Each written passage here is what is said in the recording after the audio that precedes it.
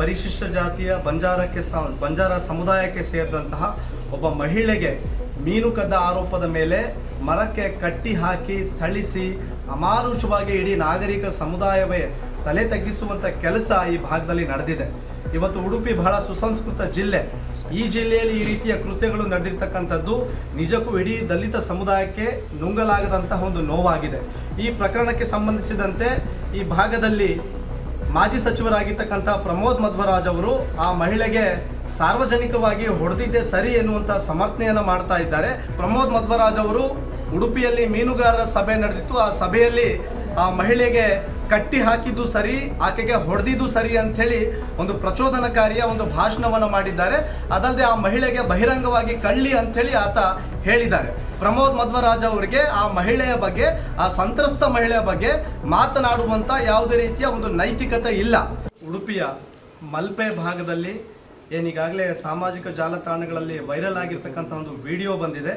ಪರಿಶಿಷ್ಟ ಜಾತಿಯ ಬಂಜಾರ ಸಮುದಾಯಕ್ಕೆ ಸೇರಿದಂತಹ ಒಬ್ಬ ಮಹಿಳೆಗೆ ಮೀನು ಕದ್ದ ಆರೋಪದ ಮೇಲೆ ಮರಕ್ಕೆ ಕಟ್ಟಿ ಹಾಕಿ ಥಳಿಸಿ ಅಮಾನುಷವಾಗಿ ಇಡೀ ನಾಗರಿಕ ಸಮುದಾಯವೇ ತಲೆ ತಗ್ಗಿಸುವಂಥ ಕೆಲಸ ಈ ಭಾಗದಲ್ಲಿ ನಡೆದಿದೆ. ಇವತ್ತು ಉಡುಪಿ ಬಹಳ ಸುಸಂಸ್ಕೃತ ಜಿಲ್ಲೆ. ಈ ಜಿಲ್ಲೆಯಲ್ಲಿ ಈ ರೀತಿಯ ಕೃತ್ಯಗಳು ನಡೆದಿರ್ತಕ್ಕಂಥದ್ದು ನಿಜಕ್ಕೂ ಇಡೀ ದಲಿತ ಸಮುದಾಯಕ್ಕೆ ನುಂಗಲಾಗದಂತಹ ಒಂದು ನೋವಾಗಿದೆ. ಈ ಪ್ರಕರಣಕ್ಕೆ ಸಂಬಂಧಿಸಿದಂತೆ ಈ ಭಾಗದಲ್ಲಿ ಮಾಜಿ ಸಚಿವರಾಗಿರ್ತಕ್ಕಂಥ ಪ್ರಮೋದ್ ಮಧ್ವರಾಜ್ ಅವರು ಆ ಮಹಿಳೆಗೆ ಸಾರ್ವಜನಿಕವಾಗಿ ಹೊಡೆದಿದ್ದೇ ಸರಿ ಎನ್ನುವಂಥ ಸಮರ್ಥನೆಯನ್ನು ಮಾಡ್ತಾ ಇದ್ದಾರೆ. ಹಾಗಾಗಿ ಇವತ್ತು ನಾವು ಪತ್ರಿಕಾಗೋಷ್ಠಿಯ ಮೂಲಕ ಇಲ್ಲಿನ ಪೊಲೀಸ್ ವರಿಷ್ಠಾಧಿಕಾರಿಗಳಿಗೆ ಒಂದು ಆಗ್ರಹವನ್ನು ಮಾಡ್ತಾ ಇದ್ದೇವೆ. ನೊಂದಿರ್ತಕ್ಕಂಥ ಮಹಿಳೆಗೆ, ಸಂತ್ರಸ್ತ ಮಹಿಳೆಗೆ ಇವರು ಸಾಂತ್ವನವನ್ನು ಹೇಳೋದನ್ನು ಬಿಟ್ಟು ಮಾಡಿದ್ದೇ ಸರಿ ಎನ್ನುವ ರೀತಿಯಲ್ಲಿ ಮಾತನಾಡ್ತಾ ಇದ್ದಾರೆ. ಹಾಗಾಗಿ ಇವರ ಮೇಲೆ ಸ್ವಯಂ ಪ್ರೇರಿತ ಒಂದು ಸುಮೋಟೋ ಕೇಸನ್ನು ದಾಖಲು ಮಾಡಬೇಕು. ಅದೇ ರೀತಿ ಉಡುಪಿಯ ಮಾಜಿ ಶಾಸಕರು ರಘುಪತಿ ಭಟ್ ಅವರು ಕೂಡ ಮಾತಾಡ್ತಾ ಹೇಳಿದ್ದಾರೆ. ಅದೇ ರೀತಿ ಉಡುಪಿಯ ಮಾಜಿ ಶಾಸಕರಾಗಿರ್ತಕ್ಕಂಥ ರಘುಪತಿ ಭಟ್ ಅವರು ಕೂಡ ಈ ಒಂದು ವಿಚಾರದಲ್ಲಿ ಅಟ್ರಾಸಿಟಿ ಕೇಸ್ ಅಟ್ರಾಕ್ಟ್ ಆಗಲ್ಲ ಅಂತ ಹೇಳಿದ್ದಾರೆ. ಇವತ್ತು ಪರಿಶಿಷ್ಟ ಜಾತಿಯ ಮಹಿಳೆಯ ಮೇಲೆ ದಬ್ಬಾಳಿಕೆ ಆದಾಗ, ಹಲ್ಲೆ ಆದಾಗ, ಅನ್ಯಾಯವಾದಂಥ ಸಂದರ್ಭದಲ್ಲಿ ಅಟ್ರಾಸಿಟಿ ಕೇಸ್ ದಾಖಲಾಗಲೇಬೇಕು. ಅದನ್ನು ಆರಕ್ಷಕ ಇಲಾಖೆಯವರು ಮಾಡಿದ್ದಾರೆ. ಇವತ್ತು ಉಡುಪಿಯ ಭಾಗದಲ್ಲಿ, ಮಲ್ಪೆಯ ಭಾಗದಲ್ಲಿ ನಮ್ಮ ಸಮುದಾಯದ ಸಾಕಷ್ಟು ಜನರು ಇವತ್ತು ವಲಸೆ ಬಂದಿದ್ದಾರೆ, ಮೀನುಗಾರಿಕೆ ಕೆಲಸವನ್ನು ಮಾಡ್ತಾ ಇದ್ದಾರೆ. ಈ ರೀತಿಯ ಕೃತ್ಯಗಳು ಇನ್ಮೇಲೆ ಆಗಬಾರ್ದು. ಇದಕ್ಕೆ ಸಂಬಂಧಿಸಿದಂತೆ ಉಡುಪಿ ಜಿಲ್ಲಾಡಳಿತ ಕೂಡಲೇ ಒಂದು ಶಾಂತಿ ಸಭೆಯನ್ನು ಮಾಡಬೇಕು. ಮತ್ತು ಈ ಕೃತ್ಯದಲ್ಲಿ ಯಾರು ಭಾಗಿಯಾಗಿದ್ದಾರೆ ಅವರಿಗೆ ಮುಲಾಜಿ ಇಲ್ಲದೆ ಅವರ ಮೇಲೆ ಕೇಸನ್ನು ದಾಖಲು ಮಾಡಬೇಕು. ಮತ್ತು ಮುಂದೆ ಈ ರೀತಿಯ ಕೃತ್ಯಗಳಿಗೆ ಯಾವುದೇ ಕಾರಣಕ್ಕೂ ಆಸ್ಪದ ಕೊಡಬಾರ್ದು ಅಂಥೇಳಿ ಇವತ್ತು ನಾವು ಪತ್ರಿಕಾಗೋಷ್ಠಿಯ ಮೂಲಕ ಆಗ್ರಹಿಸ್ತಾ ಇದ್ದೇವೆ. ಈಗಾಗಲೇ ನಾನು ಹೇಳಿದಾಗೆ ಪ್ರಮೋದ್ ಮಧ್ವರಾಜ್ ಅವರು ಉಡುಪಿಯಲ್ಲಿ ಮೀನುಗಾರರ ಸಭೆ ನಡೆದಿತ್ತು. ಆ ಸಭೆಯಲ್ಲಿ ಆ ಮಹಿಳೆಗೆ ಕಟ್ಟಿ ಹಾಕಿದ್ದು ಸರಿ, ಆಕೆಗೆ ಹೊಡೆದಿದ್ದು ಸರಿ ಅಂಥೇಳಿ ಒಂದು ಪ್ರಚೋದನಕಾರಿಯ ಒಂದು ಭಾಷಣವನ್ನು ಮಾಡಿದ್ದಾರೆ. ಅದಲ್ಲದೆ ಆ ಮಹಿಳೆಗೆ ಬಹಿರಂಗವಾಗಿ ಕಳ್ಳಿ ಅಂಥೇಳಿ ಆತ ಹೇಳಿದ್ದಾರೆ. ಇವತ್ತು ಕೋರ್ಟ್ ಮೂಲಕ ಆ ಮಹಿಳೆ ಕಳ್ಳಿನೋ ಅಥವಾ ಅಲ್ಲ ಅಂಥೇಳಿ ಅದನ್ನು ತೀರ್ಮಾನ ಮಾಡೋದಕ್ಕೆ ಇವತ್ತು ನ್ಯಾಯಾಲಯದ ಚೌಕಟ್ಟಿದೆ. ಪ್ರಮೋದ್ ಮಧ್ವರಾಜ್ ಅವರಿಗೆ ಆ ಮಹಿಳೆಯ ಬಗ್ಗೆ, ಆ ಸಂತ್ರಸ್ತ ಮಹಿಳೆಯ ಬಗ್ಗೆ ಮಾತನಾಡುವಂಥ ಯಾವುದೇ ರೀತಿಯ ಒಂದು ನೈತಿಕತೆ ಇಲ್ಲ. ಆದರೆ ಅವರು ಅದೆಲ್ಲವನ್ನ ಮರೆತು ಏನೋ ಒಂದು TRPಗೋಸ್ಕರ, ಒಂದು ಭಾಷಣದ ಗಿಮಿಕಿಗೋಸ್ಕರ, ಪ್ರಚಾರದ ಆಸೆಗೋಸ್ಕರ ಇವತ್ತು ಮಹಿಳೆಯನ್ನ ಕಳ್ಳಿ ಅಂತೇಳಿ ಹೇಳುವಂಥದ್ದು, ಆ ಮಹಿಳೆಗೆ ಅವಮಾನ ಮಾಡಿರ್ತಕ್ಕಂಥ ಕೃತ್ಯ ಅದು ಸರಿ ಅಂತ ಹೇಳುವಂಥದ್ದು ಅದು ಅಕ್ಷಮ್ಯ ಅಪರಾಧ. ಕೂಡಲೇ ಅವರಿಗೆ ಈಗಾಗಲೇ ನಮಗೆ ಬಂದಿರತಕ್ಕಂಥ ಮಾಹಿತಿ ಪ್ರಕಾರ ಸುಮೋಟೋ ಕೇಸ್ ಆಗಿದೆ. ಅವರನ್ನು ಬಂಧಿಸುವಂಥ ಕೆಲಸವನ್ನು ಪೊಲೀಸ್ ಇಲಾಖೆಯವರು ಮೊದಲು ಮಾಡಬೇಕು.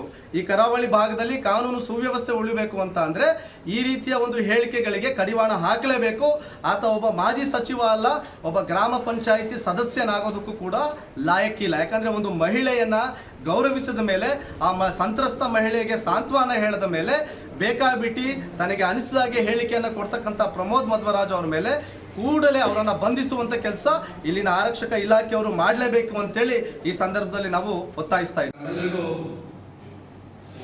ಗಮನದಲ್ಲಿ ಇರೋ ಹಾಗೆ ಈ ತಿಂಗಳ 18ನೇ ತಾರೀಕು ಉಡುಪಿಯ ಮಲ್ಪೆಯಲ್ಲಿ ಪರಿಶಿಷ್ಟ ಜಾತಿಯ ಬಂಜಾರ ಸಮುದಾಯಕ್ಕೆ ಸೇರಿದಂತಹ ಒಬ್ಬ ಹೆಣ್ಣು ಮಗಳು, ವಿಜಯನಗರ ಜಿಲ್ಲೆಯ ಮೂಲದ ಒಬ್ಬ ವಲಸಿಗ ಹೆಣ್ಣು ಮಗಳ ಮೇಲೆ ಇಡೀ ನಾಗರಿಕ ಸಮುದಾಯ ತಲೆ ತಗ್ಗಿಸುವಂತಹ ಒಂದು ಹೇಯ ಕೃತ್ಯ ಜರುಗಿದೆ.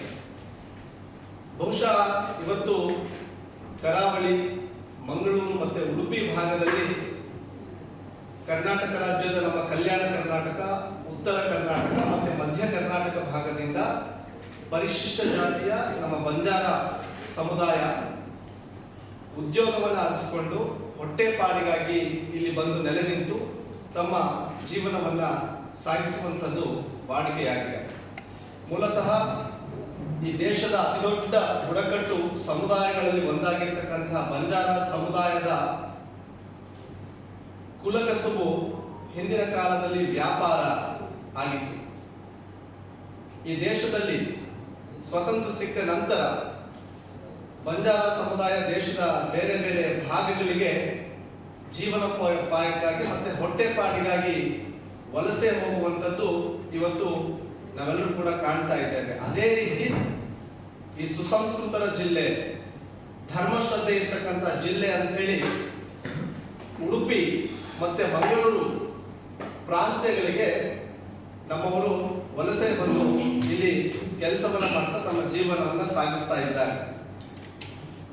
ಮಾರ್ಚ್ 18ನೇ ತಾರೀಕು ಉಡುಪಿಯ ಮಲ್ಪೆಯಲ್ಲಿ ಆದಂತಹ ಕೃತ್ಯವನ್ನ ಇವತ್ತು ಕೇವಲ ಪರಿಶಿಷ್ಟ ಸಮುದಾಯವಲ್ಲದೆ ಇಡೀ ನಾಗರಿಕ ಸಮುದಾಯ ಅದಕ್ಕೆ ತೀವ್ರವಾದ ಒಂದು ಆಕ್ರೋಶವನ್ನ ವ್ಯಕ್ತಪಡಿಸಿದೆ. ಕೇವಲ ಹೊಟ್ಟೆಪಾಡಿಗಾಗಿ, ತನ್ನ ಹಸಿವನ್ನ ನೀಗಿಸೋದಕ್ಕಾಗಿ ಮೀನು ಕದ್ದ ಪ್ರಕರಣಕ್ಕೆ ಈ ಸುಸಂಸ್ಕೃತ ಜಿಲ್ಲೆಯಲ್ಲಿ ಕಟ್ಟಿ ಹಾಕಿ ಹೊಡೆಯುವಂತಹ ಪರಿಸ್ಥಿತಿ ನಿರ್ಮಾಣ ಆಗಿದೆ ಅಂತ ಅಂದ್ರೆ ನಿಜಕ್ಕೂ ಇಲ್ಲಿ ನಾವು ಒಂದು ಯೋಚನೆ ಮಾಡಬೇಕು, ಕಾನೂನು ಸುವ್ಯವಸ್ಥೆ ಏನಾಗಿದೆ ಅಂತ ಹೇಳಿ. ಈ ಒಂದು ಪ್ರಕರಣಕ್ಕೆ ಕುರಿತಾಗಿ ನಮ್ಮ ಒಂದು ಸಂಘಟನೆಯಿಂದ ಹಲವಾರು ಹಕ್ಕೊತ್ತಾಯಗಳನ್ನ ನಾವು ಮಂಡಿಸ್ತಾ ಇದ್ದೇವೆ. ಅದರಲ್ಲಿ ಒಂದು, ನಮ್ಮ ವಿಜಯನಗರ ಜಿಲ್ಲೆ ಹೂವಿನಹಡಗಲಿಯ ಮೂಲದ ಮಹಿಳೆಗೆ ಮೀನು ಕದ್ದ ಆರೋಪದ ಮೇರೆಗೆ ಮರಕ್ಕೆ ಕಟ್ಟಿ ಥಳಿಸಿ ಅಮಾನುಷವಾಗಿ ಆಕೆಯ ಮೇಲೆ ಹಲ್ಲೆ ಮಾಡಿದಂಥ ಪ್ರಕರಣದಲ್ಲಿ ಈಗಾಗಲೇ ಪೊಲೀಸರು ದೂರನ್ನ ದಾಖಲಿಸಿಕೊಂಡಿದ್ದಾರೆ. ನಾನು ಈ ಸಂದರ್ಭದಲ್ಲಿ ಒಂದು ಅಭಿನಂದನೆಗಳನ್ನು ಸಲ್ಲಿಸ್ತೇನೆ.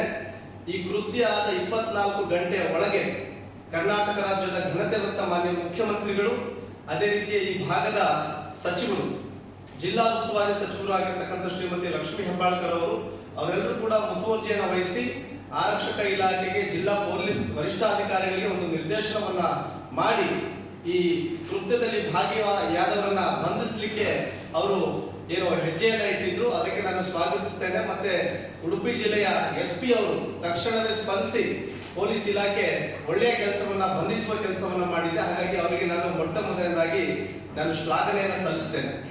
ಈ ಪ್ರಕರಣದ ಕೇವಲ 4-5 ಜನ ಆರೋಪಿಗಳು ಅಷ್ಟೇ ಇಲ್ಲ, ಸಾಕಷ್ಟು ಜನ ಆಕೆಯ ಮೇಲೆ ಹಲ್ಲೆ ಮಾಡಲಿಕ್ಕೆ, ಆಕೆಗೆ ಏನು ಬೈಯುವಂತಹ, ಹೀಯಾಳಿಸುವಂತಹ ಕೆಲಸವನ್ನು ಮಾಡಿದ್ದಾರೆ.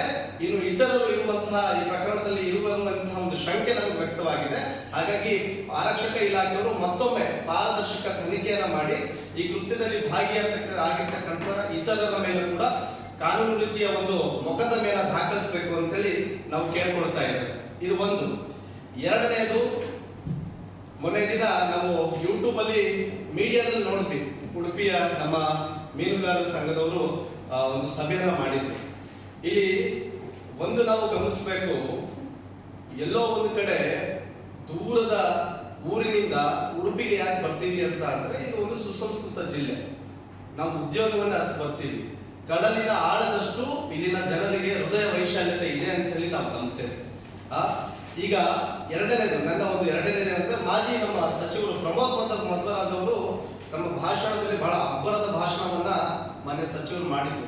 ಬಹುಶಃ ಅವರು ಶಾಸಕರಾಗಿದ್ರು ಅಥವಾ ಸಚಿವರಾಗಿದ್ರು ಅನ್ನೋದು ಮರೆತು ಆವೇಶದಲ್ಲಿ ಚಪ್ಪಾಳೆಗೋಸ್ಕರ ಭಾಷಣ ಮಾಡಿದ್ರು ಅಂತೇಳಿ ನನಗೆ ಭಾಸ ಆಗ್ತಾ ಇದೆ.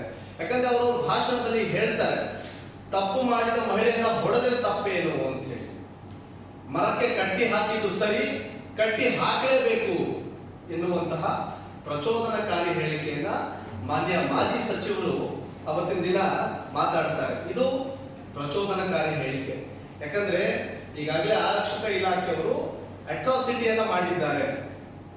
ಅಟ್ರಾಸಿಟಿ ಮಾಡಿದ್ದಾರೆ. ಈಗ ಪರಿಶಿಷ್ಟ ಜಾತಿ ಮತ್ತೆ ಪರಿಶಿಷ್ಟ ಪಂಗಡದ ವ್ಯಕ್ತಿಯ ಮೇಲೆ ದೌರ್ಜನ್ಯ ಆದಂತ ಸಂದರ್ಭದಲ್ಲಿ SC/ST ಅಟ್ರಾಸಿಟಿ ಆಕ್ಟ್ ಅನ್ನ ಇಂಪ್ಲಿಮೆಂಟ್ ಮಾಡಿ ಕೇಸನ್ನು ಮಾಡುವಂಥದ್ದು ಅದು ಕಾನೂನು. ಈ ನೆಲದ ಕಾನೂನನ್ನ ಎಲ್ಲರೂ ಕೂಡ ಗೌರವಿಸಬೇಕು. ಆದ್ರೆ ಈ SC/ST ಅಟ್ರಾಸಿಟಿಯನ್ನ ಮಾಡಿರೋದೇ ತಪ್ಪು ಎನ್ನುವಂತ ಒಂದು ಬಿಂಬಿಸುವಂತ ಮಾತನ್ನ ಮಾನ್ಯ ಪ್ರಮೋದ್ ಮಧ್ವರಾಜ್ ಅವರು ಮಾಡ್ತಾ ಇದ್ದಾರೆ. ಹಾಗಾಗಿ ಅದು ಬಹಳ ತಪ್ಪಾಗಿರ್ತಕ್ಕಂಥ ವಿಚಾರ. ಈಗಾಗಲೇ ಅವ್ರ ಮೇಲೆ ಸುಮೋಟೋ ಕೇಸ್ ದಾಖಲಾಗಿದೆ ಅಂತ ಹೇಳಿ ನಮಗೆ ಮಾಹಿತಿ ಬಂದಿದೆ. ಈ ಕೂಡಲೇ ಪ್ರಮೋದ್ ಮಧ್ವರಾಜ್ ಅವರನ್ನ ಅರೆಸ್ಟ್ ಮಾಡಬೇಕು, ಬಂಧನ ಮಾಡಬೇಕು ಅಂತ ಹೇಳಿ ಈ ಪತ್ರಿಕಾಗೋಷ್ಠಿಯ ಮೂಲಕ ನಾವು ಆಗ್ರಹಿಸ್ತಾ ಇದ್ದೇವೆ. ಬಹುಶಃ ನಾವು ಆ ಮೀನುಗಾರಿಕಾ ಸಭೆಯಲ್ಲಿ ಏನೋ ಒಂದು ಸಂಧಾನ ಮಾಡುವಂತಹ, ಆ ಮಹಿಳೆಗೆ ಧೈರ್ಯ ತುಂಬುವಂತಹ, ಸಾಂತ್ವನ ಹೇಳುವಂತ ಕೆಲಸವನ್ನು ಇವರು ಮಾಡ್ತಾರೆ ಅಂತ ಹೇಳಿ ನಾವು ಅನ್ಕೊಂಡಿದ್ವಿ. ಯಾರು ಕೂಡ ಮಾಡಲಿಲ್ಲ. ಆ ಸಂತ್ರಸ್ತ ಮಹಿಳೆಯ ನೋವಿನ ವಿಚಾರವಾಗಿ ಯಾರೊಬ್ಬರು ಕೂಡ ಮಾತಾಡಿಲ್ಲ. ಇವರೆಲ್ಲ ಮಾತಾಡಿದ್ದು ಅಂದ್ರೆ ಅಟ್ರಾಸಿಟಿ ಮಾಡಬಾರ್ದು, ಅಟ್ರಾಸಿಟಿ ಯಾಕೆ ಮಾಡಿದ್ರು ಅಂತ ಹೇಳಿ. ನಾಳೆ ದಿನ ಯಾರೋ ನಮ್ಮ ಪರಿಶಿಷ್ಟ ಜಾತಿಯವರಿಗೆ ನಡುಬೀದಿಯಲ್ಲಿ ಕೊಲೆ ಮಾಡ್ತಾರೆ. ಕೊಲೆ ಮಾಡುವಂತ ಸಂದರ್ಭದಲ್ಲೂ ಕೂಡ ಇವರು ಅವರ ವಿರುದ್ಧವಾಗಿ ಮಾತನಾಡುವಂತಹ ಒಂದು ಮನಸ್ಥಿತಿ ಉಳ್ಳವರು ಅಂತ ಹೇಳಿ ನಮ್ಗೆ ಅನಿಸ್ತಾ ಇದೆ. ಯಾಕಂದ್ರೆ ನಮ್ಗೆ ಬಹಳ ಬೇಸರ ಇದೆ. ಯಾಕಂದ್ರೆ ಈ ಕರಾವಳಿ ಭಾಗದಲ್ಲಿ ಹಿಂದೂ ಪರ ಸಂಘಟನೆಗಳು ಬಹಳ ಬಲಿಷ್ಠವಾಗಿದೆ. ಇವತ್ತು ಪರಿಶಿಷ್ಟ ಜಾತಿಯ ಬಂಜಾರ ಸಮಾಜ, ನಾವು ಹಿಂದೂ ಧರ್ಮದಲ್ಲಿದ್ದೇವೆ. ಇವತ್ತಿನವರೆಗೂ ಕೂಡ ಯಾವ ಒಬ್ಬ ನಮ್ಮ ಹಿಂದೂ ಪರ ಸಂಘಟನೆಯ ನಮ್ಮ ಸಹೋದರರು ಈ ವಿಚಾರವಾಗಿ ಒಂದು ಚಕಾರವನ್ನು ಎತ್ತಿಲ್ಲ. RSS ಆಗಿರ್ಬೋದು, ಸಂಘ ಪರಿವಾರದವರು ಆಗಿರ್ಬೋದು, ಭಜರಂಗದಳು ಆಗಿರ್ಬೋದು, ಅಥವಾ ಹಿಂದೂ ಪರ ಸಂಘಟನೆಗಳಾಗಿರ್ಬೋದು. ಹಾಗಾದ್ರೆ ನಾವು ಕೇವಲ ನಾಮಕಾವಸ್ಥೆಗೆ ನಾವು ಹಿಂದೂಗಳ ಅಂತೇಳಿ ನಮಗೆ ಒಂದು ಭಾಸ ವ್ಯಕ್ತವಾಗ್ತಾ ಇದೆ, ಬಹಳ ನೋವಾಗ್ತಾ ಇದೆ. ಮಹಿಳೆಗೆ ಥಳಿತ ಆಗಿದೆ, ಅವಮಾನ ಆಗಿದೆ. ಈಗಾಗಲೇ ಅಟ್ರಾಸಿಟಿ ಕೇಸ್ ಕೂಡ ದಾಖಲಾಗಿದೆ. ಈ ಒಂದು ಪತ್ರಿಕಾಗೋಷ್ಠಿಯ ಮೂಲಕ ನಾವು ಸರ್ಕಾರಕ್ಕೆ ಆಗ್ರಹಿಸ್ತಾ ಇದ್ದೇವೆ. ಸಂತ್ರಸ್ತ ಮಹಿಳೆ, ನೊಂದ ಮಹಿಳೆಗೆ ಈ ಕೂಡಲೇ ಏನು ಅಟ್ರಾಸಿಟಿ ಆಕ್ಟ್, SC/ST ದೌರ್ಜನ್ಯ ತಡೆ ಕಾಯ್ದೆ 1989 ಪ್ರಕಾರ ಸಂತ್ರಸ್ತ ಮಹಿಳೆಗೆ ಏನು ಪರಿಹಾರ ಕೊಡಬೇಕು ಅದನ್ನು ಕೂಡಲೇ ಕೊಡಬೇಕು. ಈಗಾಗಲೇ ಆಕೆ ಮಹಿಳೆ ಸ್ಟೇಟ್ಮೆಂಟ್ ಕೊಟ್ಟಿದ್ದಾಳೆ, ನನಗೆ ಇಲ್ಲಿ ಇರ್ಲಿಕ್ಕೆ ಆಗ್ತಾ ಇಲ್ಲ, ಅವಮಾನ ಆಗಿದೆ ಅಂತೇಳಿ. ಆಕೆ ತನ್ನ ಊರಿಗೆ ಅವಳು ಹೋಗುವ ಒಂದು ಪರಿಸ್ಥಿತಿ ಈಗ ನಿರ್ಮಾಣ ಆಗಿದೆ. ಯಾಕಂದ್ರೆ ಎಲ್ಲ ಸಂಭ್ರಮ ಮಾಡಿದ್ದಾರೆ. ಆ ವಿಡಿಯೋನ ಇಟ್ಕೊಂಡು ಅಲ್ಲಿ ಅಷ್ಟು ಜನ ಇದ್ರು ಕೂಡ ಒಬ್ರು ಆಕೆ ಆ ಮಹಿಳೆಯನ್ನ ತಡೆಯುವಂತ ಒಂದು ಕೆಲಸವನ್ನು ಮಾಡಲಿಲ್ಲ.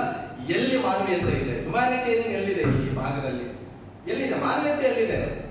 ಕದ್ದಿರಬಹುದು ನಿಜ, ಅದನ್ನ ಆಕೆ ಒಪ್ಕೊಂಡಿದ್ದಾಳೆ. ಮತ್ತೆ ಆಕೆಯ ಮುಗ್ಧತೆ ಯಾವ ರೀತಿ ಇದೆ ಅಂತ ಅಂದ್ರೆ ಯಾರಿಗೂ ತೊಂದರೆ ಆಗೋದು ಬೇಡ, ಅದನ್ನ ಇಲ್ಲಿಗೆ ಬಿಟ್ಬಿಡೋಣ ಅಂತ ಹೇಳಿ ಆಕೆಯ ಮುಗ್ಧತೆಯನ್ನ ತಗೊಂಡ್ರು ಕೂಡ ಗಮನಿಸಿದ್ದೀರಾ. ಆಕೆ ಆ ರೀತಿಯ ಒಂದು ಹೇಳಿಕೆಯನ್ನು ನೀಡ್ತಾ ಇದ್ರು ಕೂಡ ಈ ಭಾಗದ ಜನಪ್ರತಿನಿಧಿಗಳು, ಮಾಜಿ ಜನಪ್ರತಿನಿಧಿಗಳು ತಮ್ಮ ಬಾಯಿಗೆ ಬಂದ ಹಾಗೆ ಮಾತಾಡ್ತಾ ಇದ್ದಾರೆ. ಅದು ನಿಜಕ್ಕೂ ಸಹಿಸುವಂತ ವಿಚಾರ ಅಲ್ಲ. ಕೂಡಲೇ ಪ್ರಮೋದ್ ಮಧ್ವರಾಜ್ ಮಾಜಿ ಸಚಿವರು ಅವರನ್ನ ಬಂಧಿಸುವಂತ ಕೆಲಸವನ್ನ ಇವತ್ತು ಆರಕ್ಷಕ ಇಲಾಖೆಯವರು ಮಾಡಲೇಬೇಕಿದೆ. ಆಕೆ ಪರಿಶಿಷ್ಟ ಜಾತಿಗೆ ಸೇರಿದ ಹೆಣ್ಣಾಗ್ಲಿ ಅಥವಾ ಯಾವುದೇ ಜನಾಂಗಕ್ಕೆ ಸೇರಿದ ಹೆಣ್ಣಾಗ್ಲಿ, ಸಂತ್ರಸ್ತ ಹೆಣ್ಣಿನ ಬಗ್ಗೆ ಆ ರೀತಿ ಮಾಡಬಾರ್ದು. ಕಳ್ಳಿ ಅಂತ ಹೇಳೋದಕ್ಕೆ ಈತ ಯಾರು? ಈತ ಕೋರ್ಟ? ಈತ ಜಡ್ಜ? ಪ್ರೂವ್ ಆಗ್ಬೇಕಲ್ಲ ಆರೋಪಿ. ಈಗ ಆರೋಪಿ ಸ್ಥಾನದಲ್ಲಿ ಇದ್ದಾರೆ ಅಷ್ಟೇ ಅವರು. ಈಗ ಬಂಧನ ಆದವರು ಕೂಡ ನಾವು ಆರೋಪಿ ಅಂತಾನೆ ಕರಿಬೇಕು. ಅವರನ್ನ ನಾವು ಅಪರಾಧಿ ಅಂತೇಳಿ ಹೇಳೋದಕ್ಕೆ ಆಗಲ್ಲ, ಅದು ಪ್ರೂವ್ ಆಗ್ಬೇಕು ಕೋರ್ಟ್ ಅಲ್ಲಿ. ಮತ್ತೆ ಇವರು ರಘುಪತಿ ಭಟ್ ಅವರು ಹೇಳ್ತಾರೆ ಫರ್ದರ್ ಸ್ಟೇಟ್ಮೆಂಟ್ ನ ತಗೋಬೇಕು ಅಟ್ರಾಸಿಟಿಗೆ ಅಂತ ಹೇಳಿ. ಯಾವ ಲೆಕ್ಕದಲ್ಲಿ ಮಾತಾಡ್ತಾರೆ? ಕೇಸ್ ಆಗಿದೆ, ರಿಜಿಸ್ಟರ್ ಆಗಿದ್ದಾರೆ, ಅರೆಸ್ಟ್ ಆಗಿದ್ದಾರೆ. ಈ ಟೈಮಲ್ಲಿ ಬಿ ರಿಪೋರ್ಟ್ ಕೂಡ ಅವಕಾಶ ಇಲ್ಲ. ಕೋರ್ಟ್ ಟ್ರಯಲಿಗೆ ಬರಬೇಕು, ಅಲ್ಲಿ ಕಾಂಪ್ರಮೈಸ್ ಮತ್ತೊಂದು ಅಲ್ಲಿ. ಈ ರೀತಿ ಇರಬೇಕಾದ್ರೆ ಫರ್ದರ್ ಸ್ಟೇಟ್ಮೆಂಟ್ ಮಾಡಬೇಕು, ಅಟ್ರಾಸಿಟಿಯನ್ನ ವಾಪಸ್ ತಗೋಬೇಕು ಅಂತಾರಲ್ಲ.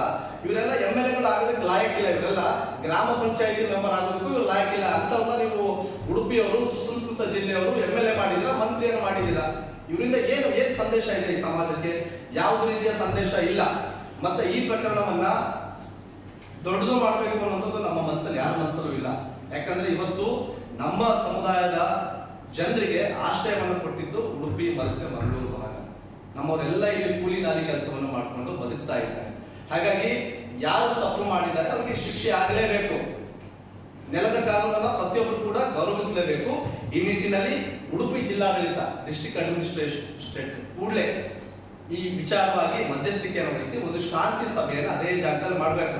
ನಾಳೆ ಇದನ್ನೇ ಟಾರ್ಗೆಟ್ ಮಾಡಿಕೊಂಡು, ಇದನ್ನೇ ಒಂದು ವೈಷಮ್ಯ ಅಂತ ಮಾಡಿಕೊಂಡು ನಾಳೆ ದಿನ 10-20 ವರ್ಷಗಳಿಂದ ನಮ್ಮೂರಲ್ಲಿ ಕೆಲಸ ಮಾಡ್ತಾ ಇದ್ದಾರೆ, ಪರ್ಮನೆಂಟ್ ಆಗಿ ಇಲ್ಲೇ ಜೀವನ ಮಾಡ್ತಾ ಇದ್ದಾರೆ, ಅಂತವರ ಕುಲಕಸುಬನ್ನ ಕಿತ್ಕೊಳ್ಳುವಂತ ಕೆಲಸ ಆಗಬಾರದು.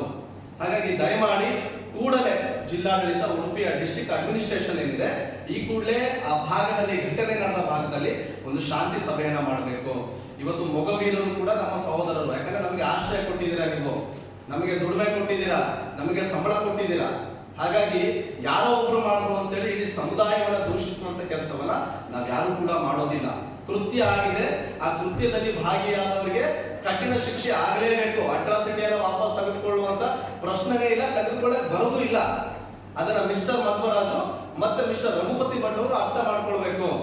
ಸಂವಿಧಾನ, ಅಂಬೇಡ್ಕರ್ ಅವರ ಆಶಯಗಳು, ಸಂವಿಧಾನದ ಮೌಲ್ಯಗಳ ಬಗ್ಗೆ ತಮಗೆ ತಿಳುವಳಿಕೆ ಇದ್ರೆ ದಯಮಾಡಿ ಈ ರೀತಿಯ ಹೇಳಿಕೆಗಳನ್ನು ಕೊಡೋದು ನಿಲ್ಲಿಸಿ. ಈ ರೀತಿಯ ಹೇಳಿಕೆಗಳನ್ನು ಯಾರೇ ಕೊಟ್ಟರು ಕೂಡ ಅವ್ರ ಮೇಲೆ ಶಿಸ್ತಿನ ಕ್ರಮವನ್ನ ಆರಕ್ಷಕ ಇಲಾಖೆಯವರು ತೆಗೆದುಕೊಳ್ಬೇಕು.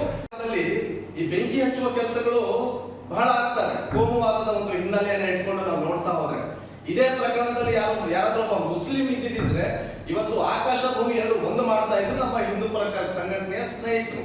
ಯಾಕೆ ಇವತ್ತಿನವರೆಗೂ ಈ ದಲಿತ ಮಹಿಳೆಗೆ ಸಾರ್ವಜನಿಕವಾಗಿ ಅವಮಾನ ಮಾಡಿ, ಹಲ್ಲೆ ಮಾಡಿ, ಕಪಾಳ ಮೋಕ್ಷ ಮಾಡಿದ್ರು ಕೂಡ ಒಬ್ರು ಕೂಡ ಮಾತಾಡ್ತಾ ಇಲ್ಲ? ಏನು ಹಿಂದೂ ಪರ ಸಂಘಟನೆಗಳ ಇಚ್ಛಾಶಕ್ತಿ ಏನು? ದಲಿತರಿಗೆ ಅನ್ಯಾಯ ಆದಾಗ, ದಲಿತರ ಮೇಲೆ ಹಲ್ಲೆ ಆದಂತ ಸಂದರ್ಭದಲ್ಲಿ ತಮ್ಮಲ್ಲಿ ಶೂನ್ಯ ಮನಸ್ಥಿತಿ ಯಾಕೆ ಬರ್ತಾ ಇದೆ ಎನ್ನುವಂಥದ್ದು ನನ್ನದೊಂದು ಪ್ರಶ್ನೆ. ಈ ರೀತಿ ಆಗಬಾರದು. ಮತ್ತೆ ಆ ಒಂದು ಸಭೆಯಲ್ಲಿ ರಘುಪತಿ ಭಟ್ ಅವರು ಮಾಜಿ ಶಾಸಕರು, ಅವರು ಕೂಡ ಬಹಳ ಅದ್ಭುತವಾದ ಭಾಷಣವನ್ನ ಮಾಡಿದ್ರು. ಅವ್ರು ಹೇಳ್ತಾರೆ, ಈ ಪ್ರಕರಣದಲ್ಲಿ ಪರಿಶಿಷ್ಟ ಜಾತಿ ನಿಂದನೆ ಅಟ್ರಾಸಿಟಿ ಕೇಸ್ ಅಟ್ರಾಕ್ಟ್ ಆಗಲ್ಲ ಅಂತ ಹೇಳ್ತಾರೆ. ಅವ್ರು ಯಾವ ಒಂದು ಹಿನ್ನೆಲೆಯಲ್ಲಿ ಮಾತಾಡ್ತಾರೆ, ಅವ್ರಿಗೆ ಕಾನೂನಿನ ಪರಿಚಯ ಇದೆಯೋ ಇಲ್ವೋ ಅನ್ನೋದು ಕೂಡ ನಮಗೆ ಗೊತ್ತಾಗ್ತಾ ಇಲ್ಲ. ಪರಿಶಿಷ್ಟ ಜಾತಿಗೆ ಸೇರಿದ ಒಬ್ಬ ವ್ಯಕ್ತಿ, ಅದರಲ್ಲೂ ವಿಶೇಷವಾಗಿ ಒಬ್ಬ ಮಹಿಳೆಗೆ ಸಾರ್ವಜನಿಕವಾಗಿ ಎಳೆದೋಗಿ ಥಳಿಸಿ ಬೈದು ಅವಮಾನ ಮಾಡಿ ಆಕೆಯ ಸ್ವಾಭಿಮಾನ, ಆತ್ಮಾಭಿಮಾನಕ್ಕೆ ಧಕ್ಕೆಯನ್ನು ತಂದಂತ ಸಂದರ್ಭದಲ್ಲಿ ಅಟ್ರಾಸಿಟಿಯನ್ನ ಮಾಡದೆ ಇನ್ನೇನು ಅವ್ರಿಗೆ ಕರ್ಕೊಂಡು ಮೆರವಣಿಗೆ ಮಾಡ್ಬೇಕಾ? ಆಕೆ ಮೇಲೆ ಥಳಿಸಿದವರಿಗೆ ಸನ್ಮಾನ ಮಾಡ್ಬೇಕಿತ್ತ? ಏನ್ ಮಾಡ್ಬೇಕಿತ್ತು? ಯಾವ ರೀತಿಯ ಮಾತುಗಳನ್ನ ತಾವೆಲ್ಲ ಆಡ್ತಾ ಇದ್ದೀರಾ ಅಂತಂದ್ರೆ ನಿಜಕ್ಕೂ ಅದು ನಮ್ಗೆ ನೋವಾಗುತ್ತೆ. ನೀವೆಲ್ಲರೂ ಕೂಡ ಆ ಮಹಿಳೆಯ ರಕ್ಷಣೆಗೆ ಬರ್ಬೇಕಿತ್ತು. ಮೊದಲು ಆ ಮಹಿಳೆಯ ಮನೆಗೆ ಆಕೆ ಹೋಗಿ ಸಾಂತ್ವನ ಹೇಳ್ಬೇಕಿತ್ತು. ಹೌದು, ಕದ್ದಿದ್ದಾಳೆ ಮಹಿಳೆ. ಏನ್ ಕದ್ದಿದ್ದಾಳೆ? 1 kg 2 kg ಮೀನ್ ಕದ್ದಿದ್ದಾಳೆ. ಆಕೆ ಜೊತೆಗೆ ನಾನು ಕೂಡ ದೂರವಾಣಿ ಮೂಲಕ ಮಾತಾಡಿದೆ. ಕೆಲವರು ಅವತ್ತು ಸಭೆಯಲ್ಲಿ ಆರೋಪ ಮಾಡಿದ್ರು, 15,000 20,000 ಮೀನನ್ನ ಕದ್ದಿದ್ದಾಳೆ ಅಂತೇಳಿ. ಅದನ್ನ ಕದ್ದಿಲ್ಲ ಅವಳು. ಹೊಟ್ಟೆ ಪಾಡಿಗಾಗಿ, ಹೊಟ್ಟೆಯ ಹಸುವಿಗಾಗಿ ಸ್ವಲ್ಪ 1-2 kg ಮೀನನ್ನ ತೆಗೆದುಕೊಂಡು ಹೋಗಿದ್ದಾಳೆ. ಹಾಗಂತ ಮಾತ್ರಕ್ಕೆ ಆತನ ಕಳ್ಳಿ ಅಂತೇಳಿ ಇವರು ಪ್ರಮೋದ್ ಮಧ್ವರಾಜರು ತಮ್ಮ ಭಾಷಣದಲ್ಲಿ ಹೇಳೋದಾ? ಏನು ಮನಸ್ಥಿತಿ ಇದೆ ಅವರಿಗೆ? ಹಾಗಾಗಿ ಇವರು ಸಚಿವರಾಗಿದ್ದಂಥವ್ರು, ಇವ್ರು ಏನು ಅಕ್ರಮಗಳು ಮಾಡೇ ಇಲ್ವಾ? ಇವ್ರ ಬಗ್ಗೆ ನಾವು ನೋಡಿದೀವಿ ಮಾಧ್ಯಮಗಳಲ್ಲಿ. ಇವ್ರು ಏನೇನೋ ಅನಾಚಾರಗಳನ್ನು ಮಾಡಿದ್ದಾರೆ ಅಂತೇಳಿ ಅದು ಕೂಡ ನಮಗೆ ಗೊತ್ತಿದೆ. ಹೊಟ್ಟೆ ಪಾಡಿಗಾಗಿ ಕದ್ರೆ ಅದು ಕಳ್ಳತನ ಅಲ್ಲ ಸ್ವಾಮಿ. ಹಣ ಕದ್ದಿದ್ದಾಳ ಅವಳು? ಒಡವೆ ಕದ್ದಿದ್ದಾಳ? ಏನು ದರೋಡೆ ಮಾಡಿದ್ದಾಳ ಅವಳು? ಕನ್ನ ಹಾಕಿದ್ದಾಳ? ಯಾವ್ದಾದ್ರು ಬ್ಯಾಂಕಿಗೆ ಹೋಗಿ ಕನ್ನ ಹಾಕಿದ್ದಾಳ? ಏನ್ ಮಾಡಿದ್ದಾಳೆ? ತನ್ನ ಹೊಟ್ಟೆ ಹಸಿಗಾಗಿ 1-2 kg ಮೀನನ್ನ ತೆಗೆದುಕೊಂಡು ಹೋಗಿದ್ದಾಳೆ. ಅದು ಈ ದೃಷ್ಟಿಯಲ್ಲಿ ಬಹಳ ದೊಡ್ಡದಾಯ್ತು. ಮತ್ತೆ ಅದನ್ನ ಸೋಷಿಯಲ್ ಮೀಡಿಯಾದಲ್ಲಿ ವೈರಲ್ ಮಾಡಿ ಅದನ್ನ ಸಂಭ್ರಮಿಸೋದು. ಎಲ್ಲಿ ನಾವು ಬದುಕ್ತಾ ಇದ್ದೀವಿ? ಶಿಕ್ಷಣಕ್ಕೆ ನಾವೆಲ್ಲರೂ ಕೂಡ ಉಡುಪಿ ಮಂಗಳೂರಿಗೆ ಬರ್ತೀವಿ, ಒಳ್ಳೆ ಶಿಕ್ಷಣ ಸಿಗುತ್ತೆ ಅಂತ ಹೇಳಿ. ಇವತ್ತು ನಮ್ಮ ಎಷ್ಟೋ ಸಾವಿರಾರು ಕುಟುಂಬಗಳು ಮಂಗಳೂರು, ಉಡುಪಿಯಲ್ಲಿ ನೆಲೆಸಿದೆ. ಯಾಕಂದ್ರೆ ಇಲ್ಲಿನ ಜನರು ನಮ್ಗೆ ಆಶ್ರಯವನ್ನು ಕೊಡ್ತಾರೆ, ನಮಗೆ ಒಡನಾಡಿಗಳಾಗಿರ್ತಾರೆ, ನಮಗೆ ಸಹೋದರರಾಗಿರ್ತಾರೆ ಅಂತ ಹೇಳಿ. ಈ ರೀತಿಯ ಒಂದು ಜಿಲ್ಲೆಯಲ್ಲಿ ಇಂತಹ ಪ್ರಕರಣಗಳು ನಡೆದ್ರು ಕೂಡ, ಮತ್ತೆ ಇನ್ನೊಂದು ವಿಶೇಷವಾಗಿ ಇಲ್ಲಿನ ರಾಜಕಾರಣಿಗಳ ಬಗ್ಗೆ ನಾವು ಮಾತಾಡಬೇಕು. ಬಹುಶಃ ಅವತ್ತಿನ ಸಭೆಯಲ್ಲಿ ಉಡುಪಿಯ ಶಾಸಕರು ಕೂಡ ಇದ್ರು. ಉಡುಪಿಯ ಶಾಸಕರಾಗಿರ್ಬೋದು, ಸಂಸದರಂತೂ ಕಾಣೆ ಆಗ್ಬಿಟ್ಟಿದ್ದಾರೆ. ಅವರಿಗೆ ಮಾತಾಡೋದಕ್ಕೆ ಧ್ವನಿ ಇಲ್ಲ. ಇಲ್ಲಿ ಏನಾದ್ರು ಮುಸಲ್ಮಾನ, ಕ್ರೈಸ್ತರ ಏನಾದ್ರು ಇಶ್ಯೂ ನಮ್ಮ ಹಿಂದೂ ರಿಲೇಟೆಡ್ ಅಟ್ಯಾಚ್ಮೆಂಟ್ ಆಗಿತ್ತು ಅಂದ್ರೆ ಇಷ್ಟೊತ್ತಿಗೆ ನಾನು ಆಗಲೇ ಹೇಳಿದಾಗೆ ಆಕಾಶ ಭೂಮಿ ಒಂದು ಮಾಡ್ಬಿಡೋರು ಇವರು. ದಲಿತ ಮಹಿಳೆ ಎನ್ನುವ ಒಂದೇ ಒಂದು ಕಾರಣಕ್ಕೆ ಈ ಭಾಗದ ಜನಪ್ರತಿನಿಧಿಗಳು, ಈ ಭಾಗದ ಹಿಂದೂ ಪರ ಸಂಘಟನೆಗಳು ಏನು ಪ್ರತಿರೋಧವನ್ನು ವ್ಯಕ್ತಪಡಿಸದೆ ಬಾಯಿ ಮುಚ್ಚಿಕೊಂಡು ಕೂತಿದ್ದಾರೆ. ಅವರಿಗೆಲ್ಲರಿಗೂ ಕೂಡ ನಾಚಿಕೆ ಆಗ್ಬೇಕು. ಅವರೆಲ್ಲರಿಗೂ ಕೂಡ ನಾನು ಈ ಸಂದರ್ಭದಲ್ಲಿ ಧಿಕ್ಕಾರವನ್ನು ಹೇಳಲಿಕ್ಕೆ ಬಯಸ್ತೇನೆ.